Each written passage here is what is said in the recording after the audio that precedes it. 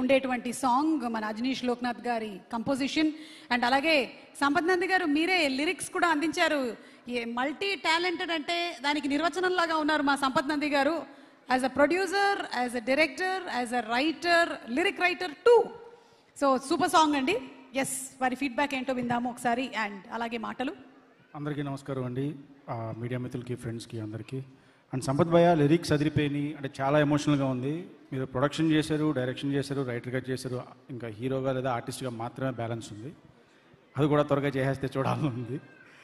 And me luckiest heroine Tamannaah గారు, మీరు first cinema తప్ప అన్ని సినిమాల్లోనే ఆవిడే కనిపించారు. లక్కీగా మీకు అన్ని సూపర్ హిట్లు అయినాయి. ఈ సినిమా కూడా అందుకనే పెద్ద హిట్ అవ్వాలనుకుంటున్నాను.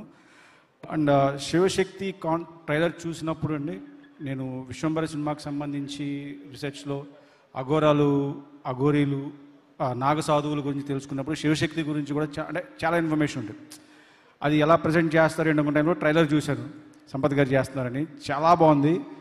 అండ్ తమన్నా గారు చాలా అందంగా ఉన్నారు.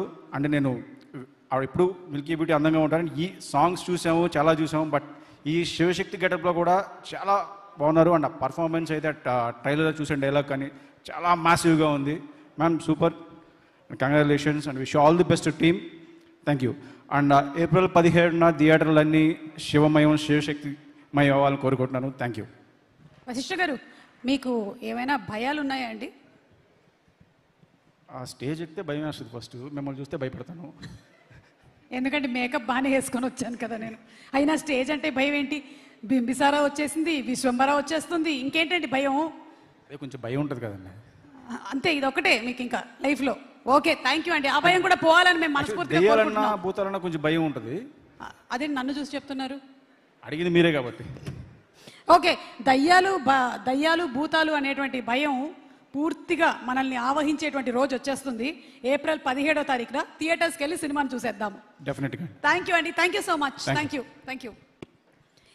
ఓకే, పాత్ర అయినా సరే, పాట అయినా సరే, ఆవిడ ఏం చేసినా అది సూపర్ డూపర్ హిట్టే. ఆ గ్లామర్ ఏంటండి బాబు?